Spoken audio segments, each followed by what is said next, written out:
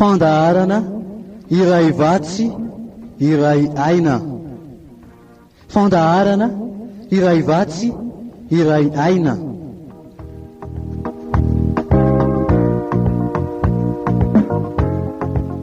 Iarahanao amin'ny mpanompon'Andriamanitra Herliva Razafy Manantsoa.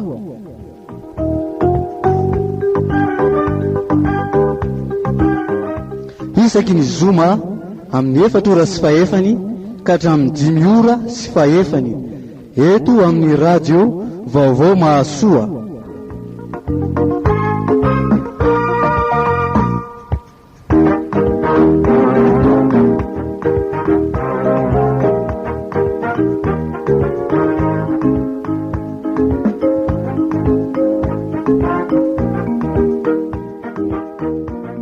Dia miaraka indray amin'ny Herliva Razafy Manantsoa no atalay fandarana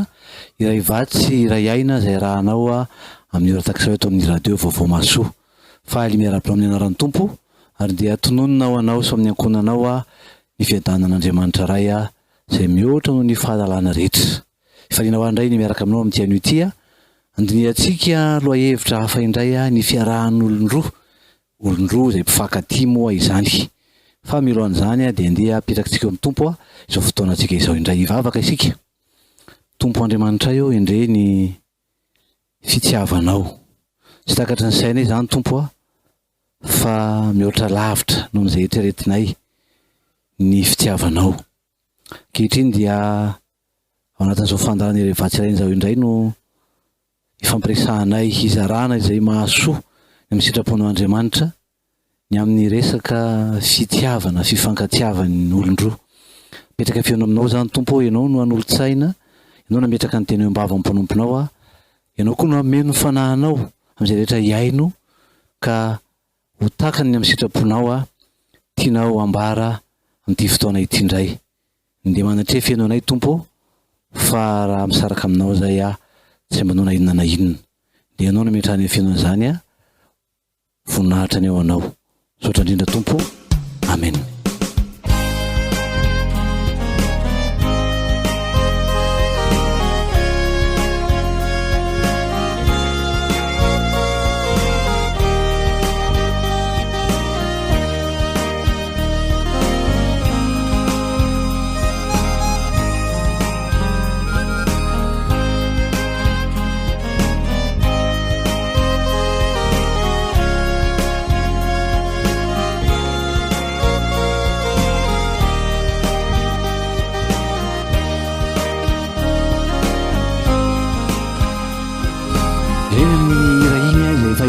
Loatra mpahatsiaro antsika indray tokoa ny amin'ny hoe zany tena fitiavana zany ary izany tena tiantsika fa Jesoa Kristy ilay anatin'ny fahotantsika isika rehefa namavotra ny aina izy mba hamonjy antsika izany. Ny lohahevitsika dia ny hoe ny fiarahan'ny olon-droa mpifankatia izany. Efa tena tafiditra eto Madagasikara ny kolotsaina ny fetin'ny mpifankatia efatra ambin'ny folo febroary zany. Maro no efa miaina izany tao anatina izay taona maromaro zay eo ny mpivady eo ny mpifamofo eo koa izay ataontsika hoe ro mbola misipa miaina manaraka an'izany fety mifankatia zany manao zay heveriny fa ifaliana fitiavana ao anatin'izany vanim-potoana zany. Vanim-potoana anankiray ao anatin'ny taona izay atao hoe maharian'ny fiarahamonina manana fitiavana dia maro zavatra mitsanga ao anatin'izany izay no tsy tena hoe andinika an'izany loatsika itsetsika zany anatin'izay hevitra zay manao tokoa planin'Andriamanitra ny amin'ny hoe fifankatiavana ao amin'izany fanambadiana izany. Zay no jerevantsika voalohany natao hevitra hoe fiarahan'olon-droa ity dia avy eo jerevantsika hoe amin'ny tapany faharoa ny hoe inona no zava-misy izay iainana zany ao anatin'izay hoe araha izay no sitrapon'Andriamanitra. Inona koa zany zava-misy iainan'ny olona ny amin'ny fiarahana sy ny amin'izay hoe fietretany amin'izany fanambadiana izany. Roa zarentsika roa zany ilay lohahevitra dia ny lohahevitra hoe ny fiarahan'olon-droa fiaraha-mifankatia zany a de jerevantsika ny hoe amin'ny tapany voalohany hoe planin'Andriamanitra ny amin'ny fanambadiana, de ny tapany faharoa kosa de ny hoe ahoana ny ainan'ny olona azy, ahoana ny zava-misy hitantsika eny amin'ny fiarahamonina ny amin'izany hoe fiarahan'olon-droa izany. Ireo zany no jerevantsika.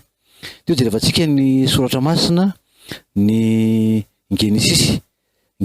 toko faharoa, Genesisy toko faharoa andininy fahavalo ambin'ny folo. De izao mivaky ny teny amin'ny anaran'ny Tompo. Ary Jehovahandriamanitra nanao hoe tsy tsara raha irery raha lehilahy de anaovako vaty sahaza ho azy izy. De dingantsika ry amin'ny andininy faefatra amby roapolo, andininy faefatra amby roapolo am'izay Genesisy zay. Ary noho izany ny lehilahy de andao ny rainy sy ny reniny ka hikambana amin'ny vadiny. Raha ny sitrapon'Andriamanitra zany araka ny soratra masina de hoe Andriamanitra no manome ny vady, Andriamanitra no manome ny vady, ary lahy sy vavy izany mpivady nataon'Andriamanitra izany. Ary ny teboka fahatelo de ny hoe mandao ny rainy sy ny reniny mikambana amin'ny vadiny ary nofo iray ihany izy roa. Andriamanitra no manome ny vady, ary vady sahaza no omeny zany ao anatin'izany, izay sahaza izay mety amin'ilay lehilahy no omen'Andriamanitra. Inona moa zany le hoe le hoe mandao ny rainy sy ny reniny, mandao ny rainy sy ny reniny hoe rehefa eo amin'ny fomba malagasy amin'ny maha-kristiana moa zany sehatra iresantsika de eo ihany koa amin'ny maha-kristiana tsika de manaiky ny fahefana zay misy de ny fanjakana manana ny lalànany eo amin'ny fiarahamonina ny amin'ny hoe eo ny fisoratana fanambadiana zany. Zany hoe atao hoe alohan'ny andaozan'ny mpivady ny olona anankiroa zay mifankatia ny rainy sy ny reniny zany ny lehilahy de hoe vita izay atao hoe dingana rehetra ahafahana milaza fa mpivady tokoa le olona zany, vita. Zany hoe eo zany ny malagasy ny mariazy araka ny fomba malagasy eo ny fisoratam-panambadiana zay mariazy civil,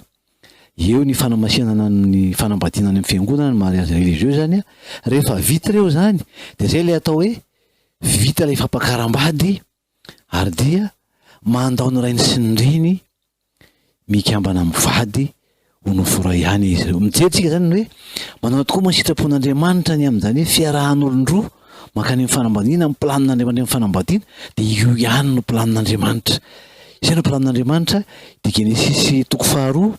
andininy faefatra amby roapolo ty ny hoe andininy fahavalo ambin'ny folo hatramin'ny andininy faefatra amby roapolo hoe zay ny sotomantsika anreto teboka reto hoe Andriamanitra no manome vady lahy sy vavy zany mpivady zany mandao ny rainy sy ny reniny raha lehilahy mikambana amin'ny vadiny ary de ho nofo ho iray ihany izy roa. Ary izay le hoe vita ny fampakaram-bady, vita ny ara-pomba malagasy, vita ny fisoratana any amin'ny commune, ary vita ny fanamasinana ny fanambadiana any amin'ny fiangonana zany. De zay vao mandao ny rainy sy ny reny zany, zay le tapany voalohany. Ary ny faharoa de hoe mikambana amin'ny vady, zany hoe lasa mitokantrano zany, manana ny tokantranony zany fa tsy ao amin'ny dada sy neny intsony fa lasa manana ny tokantranony zany izy mivady. Ary zay vao misy le hoe ho nofo iray ihany izy roa, ho nofo iray ihany izy hoe zay zany vao misy ny atao hoe firaisana ara-nofo eo amin'ilay olona anankiroa izay mifankatia ary nanana tanjona amin'izany fanambadiana zany, nanana tanjona amin'izany fanambadiana. Tsy raha fantatry ny kristianina tsara zany amin'ny maha-kristiana zany de hoe misy an'ireo le ambara tonga izay atao hoe dingana lalovana makany amin'ny fanambadiana eken'ny fiangonana izany isika. Ka ny ao amin'ny de ao anatin'izay zany rehefa vita zay le dingana zay de zay vao misy le atao hoe nuit de noces tsika, zany hoe tena hoe eo vao hoe andeha hitokana ny mpivady, andeha hanao hitokana anamarika an'izay hoe fahavitan'ny fanambadiana zay. Ny vakiantsika ny Deutéronomie Deutéronomie toko fa 420. Deutéronomie toko fa 420 de ny andininy fahadimy. Zany hoe ny ambaran'ity sotra masin'ity dia ny hoe ny lehilahy zay avy mapakabady dia tena hoe isitraka mihitsy ny am'izay vadin'izay. Vakiantsika amenaran'ny tompo zany Deutéronomie toko fa 420 andininy fahadimy zany. Raha misy lehilahy vao nampakabady de tsy andeha antafika izy ary tsy ampanaovina fanompoana akory, fa avela hitoetra ohatrano ny heri-taona ka ampifaly ny vadiny zay vao nampakariny. Zany hoe raha misy lehilahy nampakabady ozy de raha ny fomba zany tam'izany ny lehilahy rehefa ampitaona de manao fanompoana miaramila mandeha miady miantafika, fa ny lehilahy zay rehetra avy mampakabady de tsy mandeha miantafika izy, manana zo izy zany tsy andeha antafika fa mijanona ao amin'ny tranony izy mampifaly ny vadiny. Zany hoe tena misitraka mihitsy an'ilay vadiny mifanome fahafaham-po ao anatin'izany,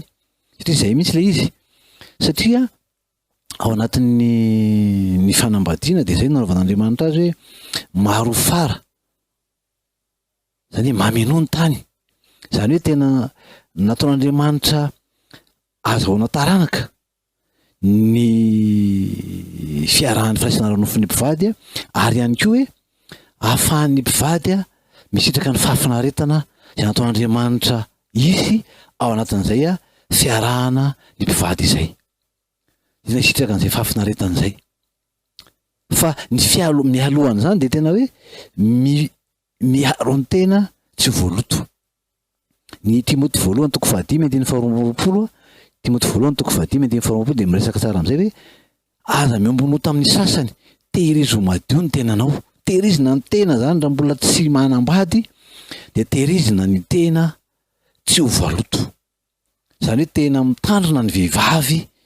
mba tsy hanao firaisana ara-nofo mialohan'ny fanambadiana, ary na ny lehilahy koa aza tsy hanao firaisana ara-nofo mialohan'ny fanambadiana, fa ao anatin'izay fanambadiana izay no sitrak'Andriamanitra, no planin'Andriamanitra isitrahan'ny mpivady ny vadiny. Zany izy mivady no zany hoe tehirizin'ny vehivavy ny tena no virjiny ka atolona ny vadiny. Zay le hoe ampitovian'Andriamanitra ny amin'ny Andriamanitra Jesu Kristy mampakatra ny fiangonana ho vadiny, tahaka ny virjinina madio izy. Zany hoe tena ampitain'Andriamanitra amin'ny fiangonana Jesu Kristy izany fiombona mivady fampakaram-badiny mpivady zany, ary hoe tena tahaka ny virjinina madio ny fiangonana. Ary ny vehivavy ihany koa zany de hoe raha ny tena sitrapon'Andriamanitra de zay mihitsy hoe virjiny no ampakarina ho vady ao anatin'izay. Ka hitantsika hoe ny zavatra misy ankehitriny manao ahoana tokoa moa fa de avotsika vo hijeren'izany zany fa hoe zay no sitrapon'Andriamanitra ny fanambadiana. Misy ireo zay hoe misipa fotsiny de hoe de manao zavatra zay tsy eritreretinao tokony ho ataony, fa sasany de efa manao fomba mivady sady ao anatin'izany. Fa hitantsika hoe zay no sitrapon'Andriamanitra zany, tsy misy firaisana ara-nofo mialohan'ny fanambadiana. Fahamarinan'ny tenin'Andriamanitra zany ambara lazaina, satria ny fahamarinan'ny tenin'Andriamanitra tompoko de mijanona ho fahamarinana. Be de be ny zavatra miova ankehitriny zany eny amin'ny fiarahamonina, fa na inona zava-misy sy lasa hoe lasa fomban'ny olona de tsy hoe lasa manova ny fahamarinan'ny tenin'Andriamanitra zany, tsy hoe efa lasa lany andro zany, fa efa misy zavatra vaovao zao iainana de hoe lasa diso ny tenin'Andriamanitra fa amboarina. Fa ny fahamarinana de mijanona fahamarinana. Ny tenin'Andriamanitra dia maharitra mandrakizay, tsy hoe miova araka ny vanim-potoana satria miova ny olona, fa zany fahamarinana zany de mijanona fahamarinana. Ka raha mijeritsika ny amin'ny hoe sitrapon'Andriamanitra ny amin'ny fanambadiana fiarahan'olon-droa de zay no ambara. De raha ohatra ianao kristianina, zay no izy, zay no fahamarinana zay efa tafalatsaka moa de tsy hoe efa latsaka de toiza ny ty fa tsy zany izy fa azo atao tsara ny hoe satria tamin'ny androny tsy fahalalana nanaovanao izany de azonao atao ny miverina amin'ny sitrapon'Andriamanitra ary de manatsahatra an'izany ary miandry ny vadinao ahafahanao misitraka tsara izay no sitrapon'Andriamanitra de ambaratsika zany.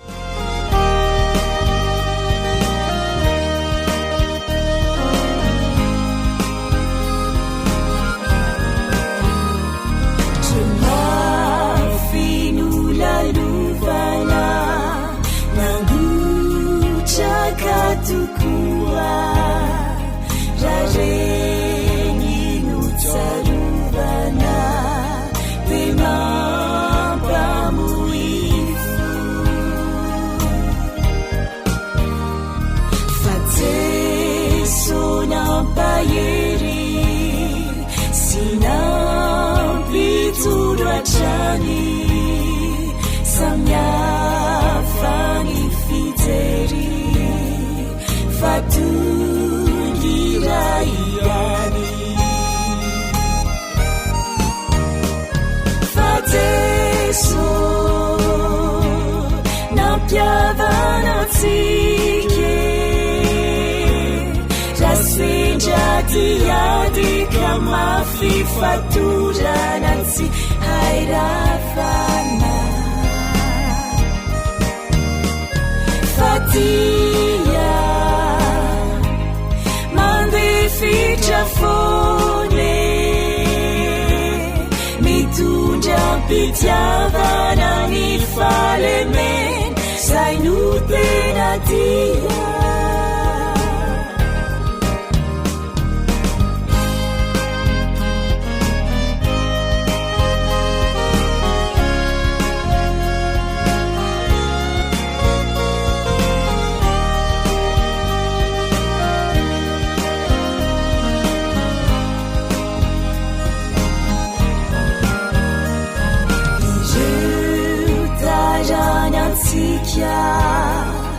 Asal mifakatia Leampianaritika Niweti penati Fatseso nusakaiza Tinafuyatika Kana traiza hanu poazisika Fateso nampiavanatsike Rasenjadiadi Kamafi Faturanatsi Hairavana Fatia mande fitra fone mitondra pitiavana ny falemen zay no tena tia Fateso nampianatra tsike Tire liseuti Hami anjurecha Timiova Maricha fone Visai lai fitiava na tena fiti Timatini uni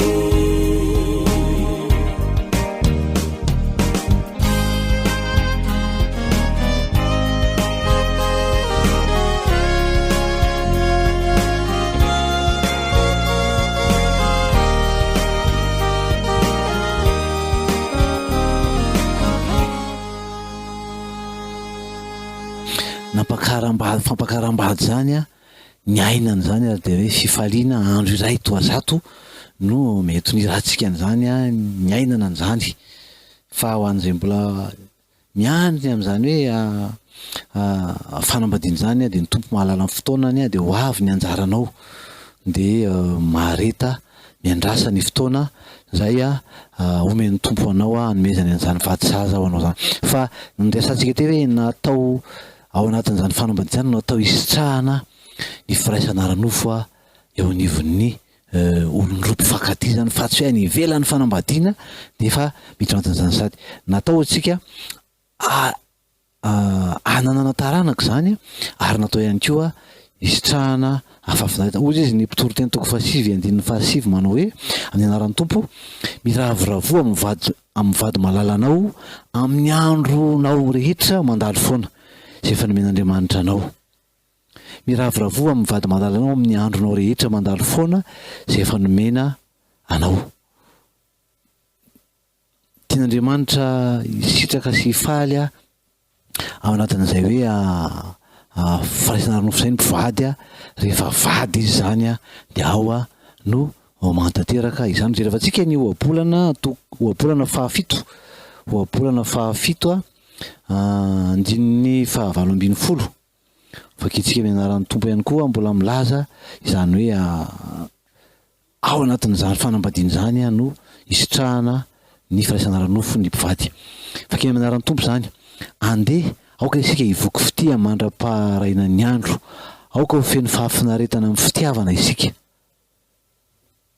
izany zany no sitrapon'Andriamanitra hiainana ny firaisana ara-nofo ao anatin'ny mpivady zany tsy any ivelany zany fa zay de efa ambaran'ny tompo fa fijangajangana halan'Andriamanitra zany zavatra zany ary manakotana ny tokantrano ihany koa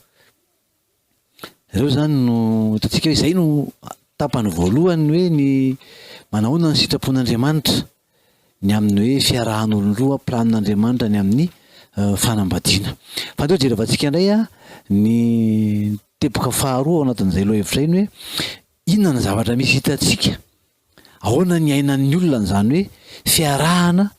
mialohan'ny fanambadiana zany manahoana ny ainan'ny olona ny fiarahana mialohan'ny fanambadiana ny fifampifoana eo koa zany ty resaka hoe sipamozy izy zany filazantsika azy fitiavana moa zany no resaka ao anatin'izay ny rehefa miresaka fitiavantsika de misy fiatombohana zany hoe taiza hoaizany natombohany de inona ny nahatonga azy fa raha jerevantsika ny lehilahy dia mora taitra amin'ny zavatra hitan'ny maso zay zany lehilahy zay zany hoe rehefa mety zavatra manaitra azy izy avy amin'ny masony visuel moa zany filaza azy hoe ny masony mahita zavatra manaitra azy de iny mataitra vehivavy tsy mba tahaka an'izay fa ny lehilahy de ohatran'izay zany hoe lehilahy zany de amin'ny ankapobeny zany manaitra ny resantsika aloha de resaka tsanganana araka ny ambaran'ny solomasina zany tompo milaza hoe aza mijery ny tsanganany fa ny tsanganana zany no manaitra ny lehilahy ny bika ny hatsaran-tarehy bika manendrika ny hatsaran-tarehy mety ny fiakanjo mety maro zany zay le hoe bika manendrika zay sy ny fisehoany ty ivelany zany na ny tsanganana izay no manaitra ny lehilahy zany fa tsy voatery hoe zay fotsiny akorina hoe zay no mampatonga azy akavady olona anankiray fa io zany manaitra ny lehilahy voalohany aloha zany hoe any amin'izay fa rehefa akavady izy marina fa mijery an'izany izy fa mety mijery lafin-javatra hafa ihany koa anatin'izany zany amin'ny maha-kristianina de jerenany hoe mba tsy ho zioga ho anao ny olona zay tsy mitovy aminao tsy zanak'Andriamanitra zany de zany anisan'ny atao hoe critère lehibe zay tokony mapetraka voalohany satria raha mijery lara-pahamehana zany sika de ny hoe tokony ho zanak'Andriamanitra mba tsy ho lasa zioga ho anao ny vadinao izay tsy kristianina tsy zanak'Andriamanitra fa raha hoe taitra fotsiny amin'ny zavatra ivelany reny ny amitsanganany fotsiny tsika dia anana fahasiarana anatin'izay fa nefany ho an'izay efa tamifititra moa de ambarany sotra masina hoe aoka tsy hiala izy fa efa masina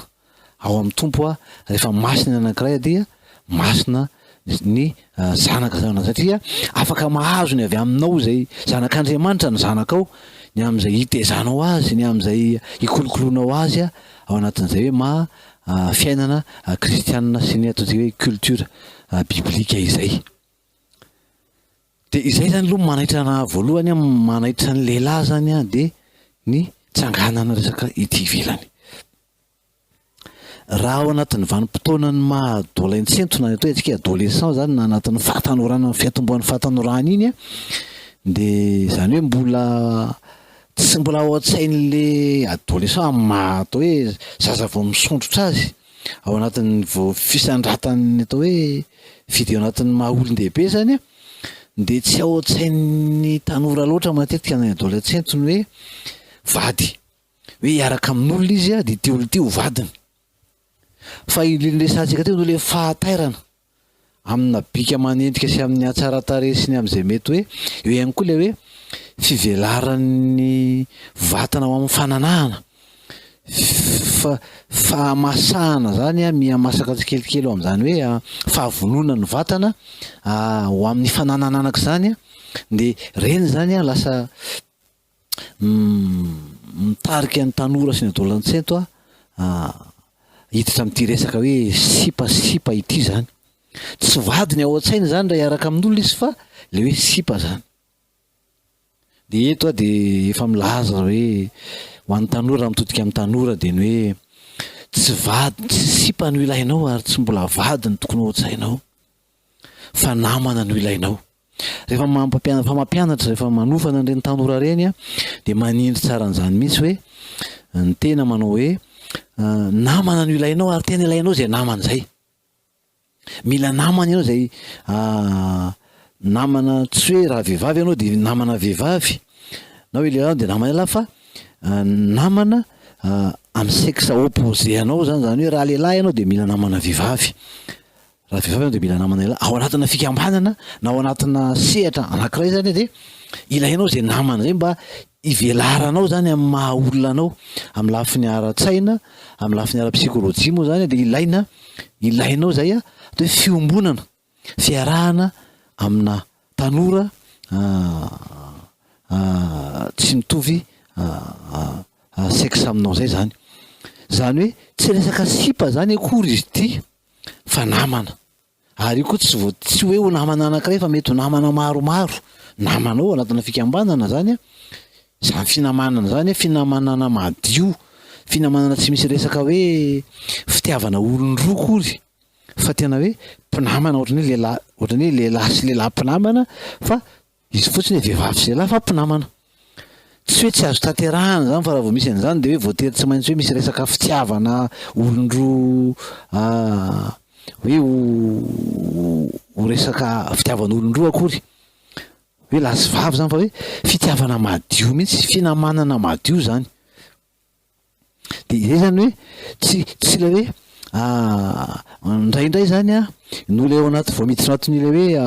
adolescente rehefa tonga amin'ny ataontsika hoe azo ny fahamotiana zany na hoe ny âge de puberté de lasa misy an'izay atao hoe mila olona, mila namana izay tsy mitovy sexe amin'ny tena zany. De ny zavatra manahira nefa de hoe indraindray zany a ao anatin'ireo le taona io ny ankizy de tia mananrakandrona zavatra be dia be, tia mijerijery zavatra samihafa. Tsika zao anatin'ny andron'ny fanatontoloana eo ny resaka fifandraisana, ny resaka internet efa mivelatra be a, mana telefaonina smartphone ny olona de ny ankizy de afaka tsy mahita zavatra be dia be ao anatin'ny internet zany. De indraindray rehefa adaladala zany mijerijery zavatra tsy tokony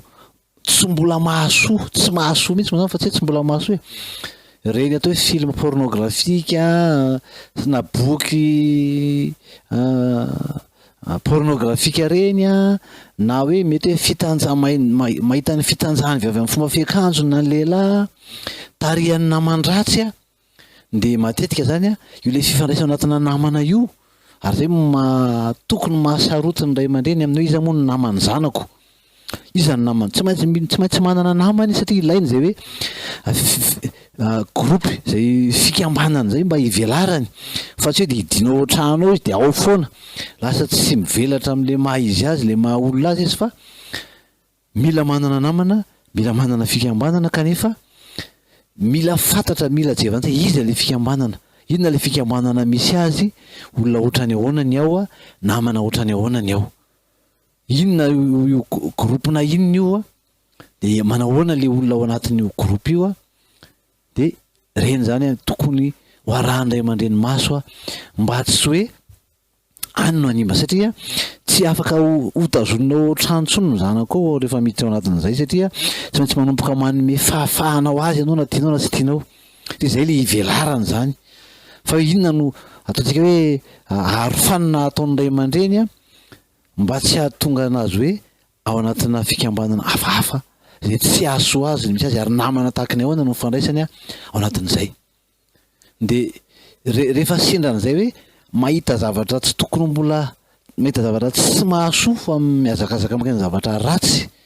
ahatonga fisainana ratsy, de mahatonga ny ankizy indraindray a te mieritreritra hoe mila manao an'izany sipy zany izy ary ilainy zany. Zay no lasa fiheveran-diso ao anatiny a, na hoe tanin'ilay nofony izy de lasa morona teo any amin'izany, satria amin'ny ankapobeny mantsy a, ny ankapobeny de hitantsika hoe tsy ny reny fiarahany reny adolescente reny a, fiarahan'ny tanora amin'ny ankapobeny a dia miafara foana any amin'ny firaisana ara-nofo ny maharatsy azy zany. Zany hoe raha tsy manana ataontsika hoe fiainam-bavaka matanjaka,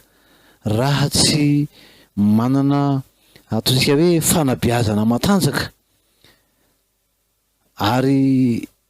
tsy miroboka makany amina zavatra, tsy mandeha am'izay mety hoe fiarahana hafahafa zany de latsaka foana anatin'izay firaisana ara-nofo zay. Ary zay no tena ratsy anaty izy hoe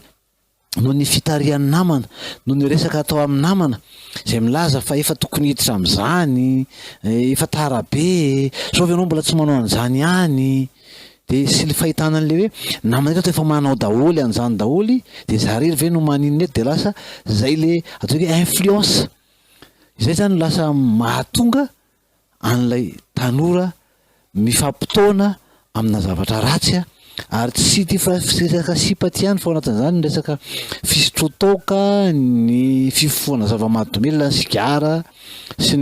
mety norongony mihitsy aza no ilay atao hoe influence ao anatin'le fiarahany samy tanora, no mahatonga ny tanora lasa tafaroana ao anatin'izany. Ary na tsy izy rehetra fa na ny ray amin-reny aza, reny tansintsika iny hoe zay filahan-dratsy raha nasotra masina tsy tokony atao a, de ahasarika ny zanakitsika ho any amin'izany. Ka ho anareo tanora, nijereo tsara ny namana iarahana. Rehefa hitanao fa tsy mitovy amin'ny, tsy mifanaraka amin'ny sitrapon'Andriamanitra ny zavatra hitarihany ianao a, ka hoe aminao hoe sao de tsy mety aminao ny hijanonanao, hitoeranao anatin'izany fikambanana misy anao zany, satria raha ohatra ka animba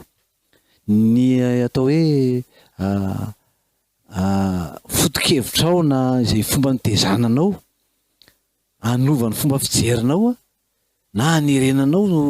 hanao zavatra tsy mifanaraka amin'ny ny kolotsaina kristianina, ireo etika kristianina zany a, de eritreretina hoe sao de tsy tokony ao anatin'izany fikambanana zany ianao, zay tsy tokony namana amin'izany olona zany ianao, satria animba ny maha ianao anao mihitsy zay a, natao hoe ny valeur anao no simba ao anatin'izany. Rehefa tena dinihana de tsy mbola ao anatin'ireo tanora adolescente reo izy tsika ny hoe vady, fa indrindra ny ray ara-nofo hitady fahafinaretana no manosika azy a hiditra ao anatin'izany hoe resaka sipa izany. Fa ny tena marina de ny hoe namana, zay ny tena sarobe indrindra hoe mila namana ianao, ary tsy namana ray io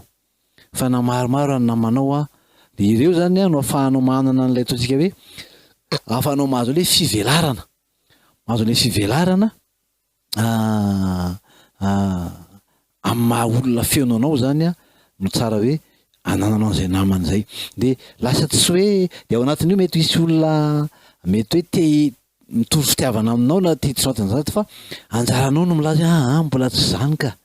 mbola tsy any amin'izany zao ka, mbola mianatra zao ka, mbola tsy fotoana anaovana an'izany. Zany hoe tena tonga de rehefa mijoro amin'ny mahay anao mijory amin'ny tenin'Andriamanitra ianao mandahany zany de na ataontsika hoe iverimberina iteny ianao an'izany ilay olona de atao hoe andraso fa mbola tsy fotoana an'izany zao de manaja anao izy ary tokony hanaja anao. Rehefa tsy hainy manaja anao de tsara omena zay atao hoe apetraka amin'ny toerana tokony hisy azy izy mba tsy anakorotana foana ny mahainao anao zany sy ny foto-kevitra ijoroanao. Tena raha ohatra ka endry le tanora de hainy tsara ny hoe marina zany aloha tsy ho amin'izany aloha. Ny tsy hoe tsy voatery akory zany hoe noho ny atao hoe terina ny fanerena ataon'ny namana de andeha hiditra ao anatin'ny zavatra tsy hitanao hoe tsy tokony hidiranao ianao. Fa manana safidy tsara mihitsy ianao ny andahy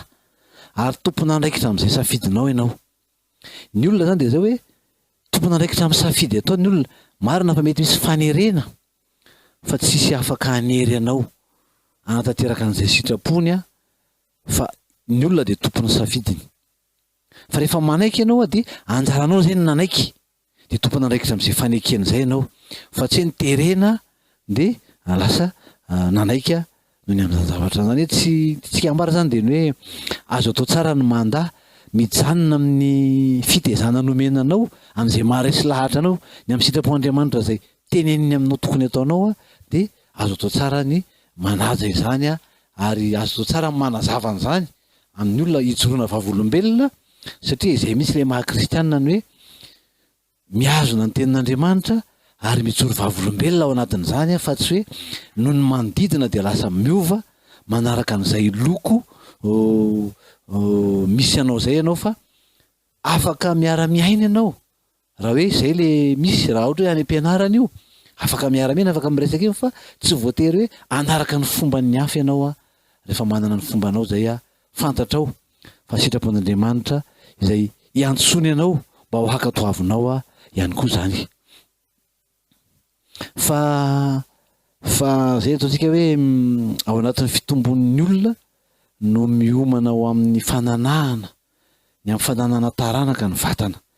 Rehefa manomboka ao anatin'izay fahamoteny zay antsika age de puberté de miova mendalana miatomombana ny tova sy ny vatana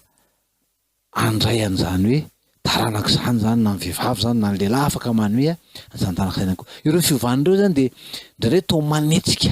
faniriana tsy hoe ireo zany lasa mampatonga anao lasa mitady an'izay hoe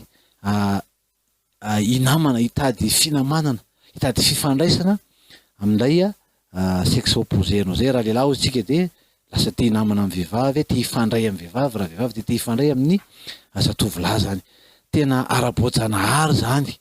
tsy hoe zavatra ratsy zany fa ny fifandraisana ifandraisanao aminy no mety hoe tsara na ratsy. Inona mbola hoe ratsy rehefa tsy mifanaraka sitrapon'Andriamanitra de lasa ratsy na hoe misy tafahoatra loatra satria indraindray misangy indraindray de lasa tafahoatra zany sangy zany de ireny mety manaitra ka tokony ho dinihana tsara ao anatin'izany zany. Azo zao tsara mifehan'ny zandry tanora zandry zanaka rehetrarehetra azo atao tsara mifeha izany zavatra zany amin'ny alalan'ny vavaka amin'ny alalan'ny sitrapon'Andriamanitra satria ozony Andriamanitra hoe inona ny arova zatovolahy le tsy voaloto ny fitandremana araka ny teninao. Satria endreny amamin'ny teninao raha andramako tahaka ny tantely atao ambavako zany hoe ny fitazonanao ny tenin'Andriamanitra fiazonanao zany dia ary faninao anao iainanao sitrapon'Andriamanitra. Fa mety ho mafy ny tery ny pression zany zay mahazo anao anatin'ny fikambanana anatin'ny namana zay iarahana fa afaka hijoroany zany mety hoe arabirabiana mihitsy ianao atany hoe ny tanjony reny de atao zay ampanaiky ianao anova ny fijerinao anova ny zavatra nekenao teo anatin'Andriamanitra mba hivadika amin'ny hiala amin'ny sitrapon'Andriamanitra ka hanateraka ny ratsy zay kendren'ny hafa kendren'ny devoly ho tanterahanao zany. De raha zanak'Andriamanitra ianao de mino fa lehibe ao anatinao iteny tahaka ny Josefa raha atao hoe nosavian'ny ny vadiny Potifara izy mba hoe iandry aminy, mba iray ara-nofo aminy. Zany hoe lehilahy Josefa izay teren'ity vadiny tompony ity mba iray ara-nofo aminy, de tena nandahatra amin'ny farany izy. Misy zany le pression hoe le patron anao, ny mpampiasa anao no manery anao mba iray ara-nofo aminy. Fa tsy nanaiky zany Josefa, fa lehibe tao anatiny no hoe ratsy indrindra eo amin'ny tean'Andriamanitra zany ary fady zany. De zay mihitsy ny teniny hoe ataoko ahoana nanao zany ratsy indrindra zany eo amin'ny tean'Andriamanitra ka hanota amin'Andriamanitra. De izay Josefa zay lay modelitsika tanora, modelitsika mba tsy hanaovantsika, mba tsy eritreretantsika fa hoe tsy azo tanterahana, hoe tsy lamody tsony zany. Io tsy lamody, ny tenin'Andriamanitra de tsy lamody fa fiainana. Zany tenin' Jesosy hoe ny teny izay nozaraiko taminareo dia fiainana. Zany hoe ny tenin'Andriamanitra de tena fiainana mihitsy. Ary zany izy hoe tena iainantsika ary fiainantsika. Fa zany teny zany no lasa tonga nofo kanonina ty anatintsika de Jesosy Kristy tompo zany. Ary zany Jesosy zany no mitarika atsika ho amin'ny sitrapony, mitarika atsika mba iaina ao anatina fahatsarana amin'ny sitrapon'Andriamanitra. De izay fa tsy hoe lamody akory ny hoe mihazona ny tena ho madio araka ny Timothée voalohany toko 5:22 zay mivaky atsika teny hoe tehirizo madio ny tenanao. Tsy hoe lamody ka efa lany mody, lany le lamody fa hafa ndray zao ny lamody fa fahamarinan'Andriamanitra mitoetra. Fa zany ny tenin'Andriamanitra hoe zao rehetra zao de ho levona, fa ny teniko tsy mba ho levona. Zay rehetra ataon'ny olona, zay rehetra heverin'ny olona ho tsara sy marina, ho levona zany. Fa ny tenin'Andriamanitra tsy ho levona, ary ny fahamarinan'Andriamanitra tsy ho levona, ary tsy ho lany andro. Fa ny fahamarinana de mijanona ho fahamarinana hatrany zany. Tandremo ny tenanao ry zatovolahy, tandremo ny tenanao ry tovavy, mahaiza mifehy-tena, aza andevozin'ny filana fa azo fehezana zany filana zany. Mety maro ny rediredy aminao hoe tiako ianao, zangy ty anao, fa ny fitiavana tsy fihetseham-po, ny fitiavana tsy filana ara-nofo, ka hoe porofona amin'ny filana ny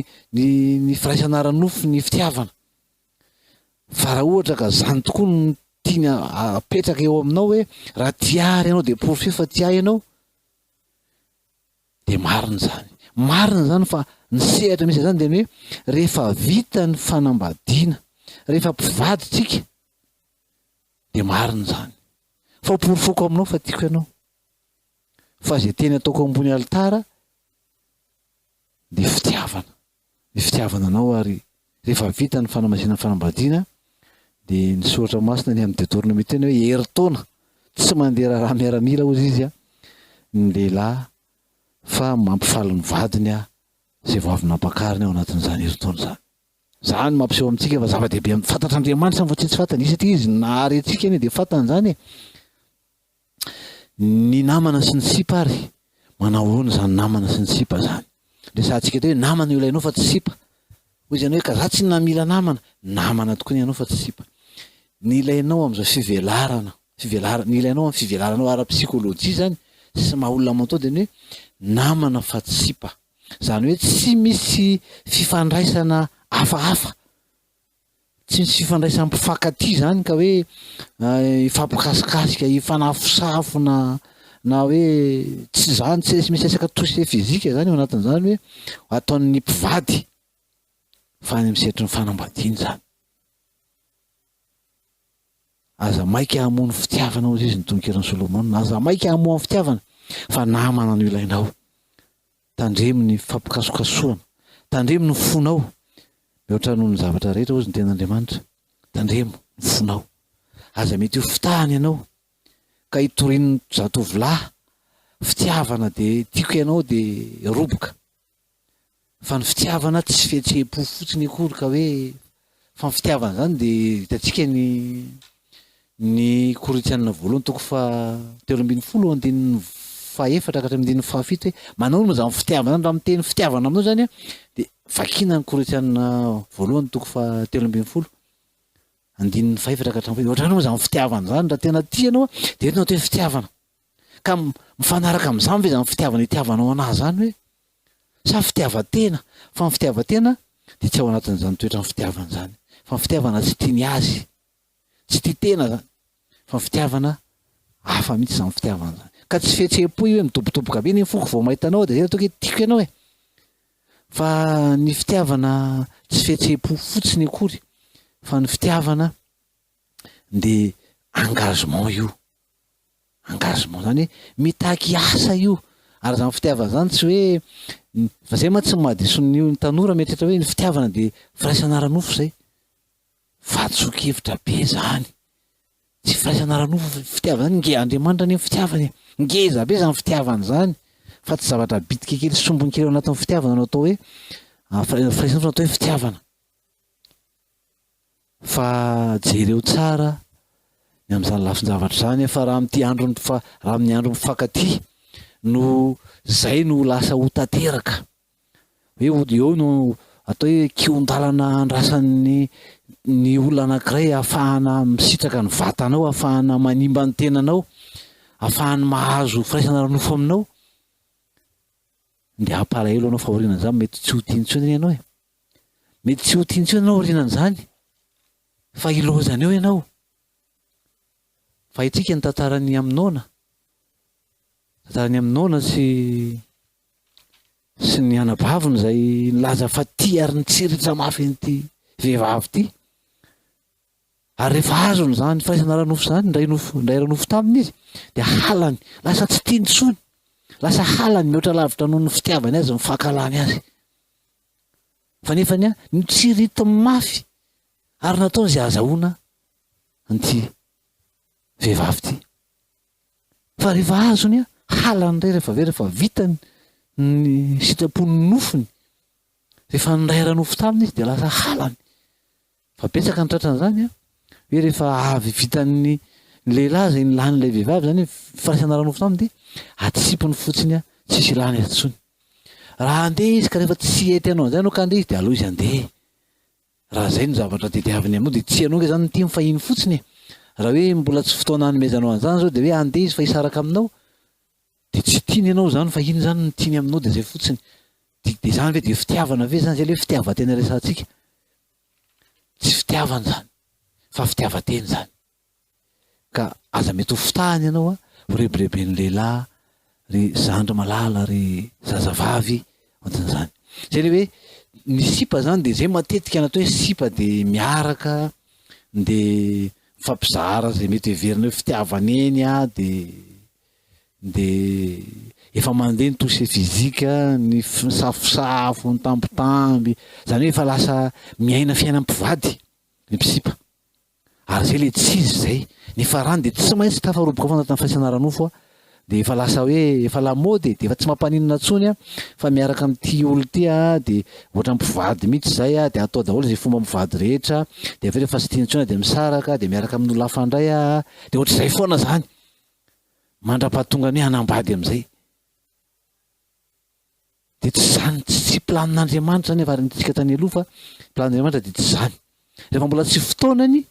ny iarahanao amin'olona ka ho any amin'ny tokantrano de namana no ilainao zay fa tsy sipa ka anao fomba mpivady rehetra ary rehefa tsy tiana tsony de arina de misolo hafa ndray a de mampalahelo a fa de zany moa lasa fiainany maro kehitriny a de tsy sitrapon'Andriamanitra zany fa lasa viravirain'ny ny adala rehetra io a ny zazavavy a ka tsy sitrapon'Andriamanitra zany tiako ianao andeha lavitra kokoa raha tena hoe fifankatiavana ny tediavina efa ny ataontsika teto ny amin'ny hoe resantsika foana ny amin'ny hoe fanehoam-pitiavana ny fanehoam-pitiavana Dieu indray mandeha isan-taona vao fanehoam-pitiavana fa maro ny fanehoam-pitiavana azo tanterahana ary mila anokanana fotoana ireny anaovana azy aza ny fanehoam-pitiavana zany tsy hoe indray mandeha isan-taona akory no andeha hoe isy fotoana manokana ho an'ny mpivady fa azo atao isam-bolana zany araka zay mety ho fahafahana manao azy. Azo atao isan-kerinandro zany satria ny fotoana manokana natao hoe le moment de qualité dia azo atao foana miaraka amin'ny mpivady amin'izay programme tiany atao. Andeha hoay tsika anao inona tsika mpivady no mandeha hoaiza andeha any amin'ny restaurant ve andeha hitsangatsangana manokana ve fa ao anatin'ny hoe inona no resahana amin'anatin'izay le resahantsika hoe tsy miresaka olana, tsy miresaka projet, tsy miresaka zay kasaina fikasana ho an'ny tokantrano, tsy miresaka fitezana, tsy miresaka fa resaka fifankatiavana no voizina ao anatiny, resaka zay ampifankatiano atao tsy manao resaka tsy mifanatsikera, tena hoe miala fa tena hoe mifankatia. Azo atao foana zany fa tsy hoe andeha hiaraka amina fotoana ray de ho any amin'ny restaurant de vidy zavatra andany vola be indray mandeha, fa azo atao foana ny mifaneo fitiavana. Tsy zany ihany ny mifaneo fitiavana azo atao fa misy maromaro fandraisantsika eto amin'ity fandarana ity. Eo zany fotoana manokana le monde qualité zany, eo ny fanomezana, eo ny fifanampiana, ny hoe mifanampy ny mpivady, eo ny resaka toucher physique, tsy hoe amin'io indray mandeha iny ihany indray fa afaka atao amin'ny fotoana rehetra zany ny fikasehana ny vady. Reny zany de raha mpivady tsy hoe tsy tokony hanao an'izany akory hoe de akalaza ny andro mifankatia takany rehetra, fa manokany fotoana atao anatina programme ny hoe isaky ninona no hiaraky, fa tsy hoe mifanadino ao anatin'ny taona de amin'io indray vao andeha hiaraka, fa tsy tokony hifanadino fa kolona foana zay fiainam-pitiavana zay ao anatin'ny fiaina tokantrano de mamy le fiarahana, tsy mierikerika aty zero fa tena hoe mahafinaritra ny mpivady satria mifaneo fitiavana amin'ny fotoana rehetra zay ahafahana manao an'izany fa tsy hoe fotoana ray no andeha hanao an'izany de na hoe hiaraka amin'olona hafa andeha hanao an'izany fa vadinao no hanaovanao an'izany ary tsy indray mandeha isa-taona fa indrisy moa fa mety hoe mety zay mihitsy koa ny sasany vao manao indray mandeha isa-taona vao manao fa tiany entanao hoe ataovy zany tsy indray mandeha isa-taona fa amin'ny fotoana rehetra zay omeny tompo anao natao amin'ny fahavelomanao de atao izay fanehoana fitiavana zay. Izay no amaranantsika ny amin'ny ty androany ty misaotra anao nanaraka ny fandarana Rehefa Tsiray Aina. Raha hoe varimbariny ianao tsy nareo mivady ho an'izay efa mpivady tsy ny faneo fitiavana ela zay de fotoanany tokoa zao zany amelomana indray izay hoe fifankatiavana zay raha tomboka zany de ho tohizana fa tsy hoe miandry an'le 14 février no anateraka an'izany fa amin'ny fotoana zay mbola omeny tompo anao dia tanterahana izany. Dia mametraka anao amin'ny tompo indray aorin'izay fandarana zay azo atao ny miaino ny fandarana ao anatin'ny YouTube Radio Vomasoa an'izay mbola tia amerina na hoe tsy naraka hatramin'ny farany izany fandarana izany sokafanao fotsiny Radio Vomasoa ao anatin'ny YouTube dia ao ny fandarana Rehefa Tsiray Aina toy ny fandarana eto amin'ny radio moa zany dia azonao diarahana izany. Dia ho an'ny tompo ny voninahitra ary ho anao kosa ny fiadanana ny lahara-pifandraisantsika moa dia ny 034 80 747 60 032 46 926 71 ary ny 033 14 081 43. Samy ho tahintsika rehetra dia samy mitombo anatin'ny fankatiavana ary ny tanora kosa dia andeha araka sitrapon'Andriamanitra anana namana fa tsy anana sipa ka andeha hanao ny fomba mivady anatin'izay fiarahana zay. Ira farany amaranantsika azy aorinan'ny vavaka izao matoky anao koraita aoka tokony tompo sika amin'izay rehetra iainana iaraka amin'ny koraita sika aorinan'ny vavaka izany vavaka sika tompo misaotrany amin'ny fitiavanao, misaotrany amin'izay rehetra nomenao renesinay tamin'ny tian'io ty indray. De ianao ny aro ny tanoranao rehetra tsy anota eo anatrehanao fa ho arovanao ary omenao fahazavan-tsainany amin'izay rehetra nampianarina ka zay rehetra efa latsaka tao anatin'ny fahadalana sy ny fahalotonao fijangajangana de ho restaurenao indray ka averinao ny amin'ny fiarahana aminao ka hitehirin'ny tenany ho madio. Zay efa manambady ho Andriamanitra ianao ny amelona indray ny fitiavany mpivady. Mety efa nangatsika, mety efa variana ihany koa de ho velominao. Ao zao manana olana samy hafa tompo anatin'ny fiainan'ny mpivady. Ianao Andriamanitra no amerina indray an'izy ireo ary amahany olana rehetra zay mitambesatra, mampifanalavitra, mampisy olana ao anatin'izany fiainatokantrano zany. De ho voninahitra ao ny tokantrano kristianina rehetra. Hoanao no voninahitra tompo amin'ny kosa ny fiadanana. Ny anaran'i Jehovah Kristy tompo. Amen.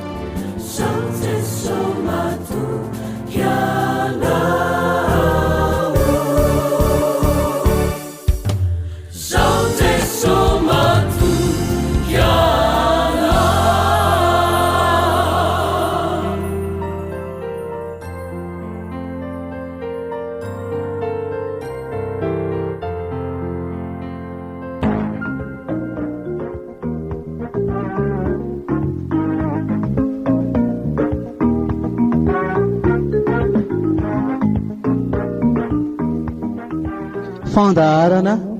iray vatsy iray aina. Fandaharana iray vatsy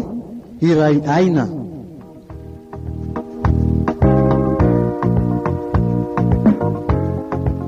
Iarahanao amin'ny mpanompon'Andriamanitra Herliva Razafy Manantsoa.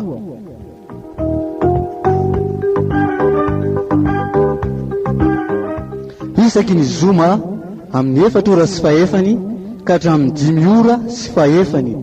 eto amin'ny radio Vaovao Mahasoa.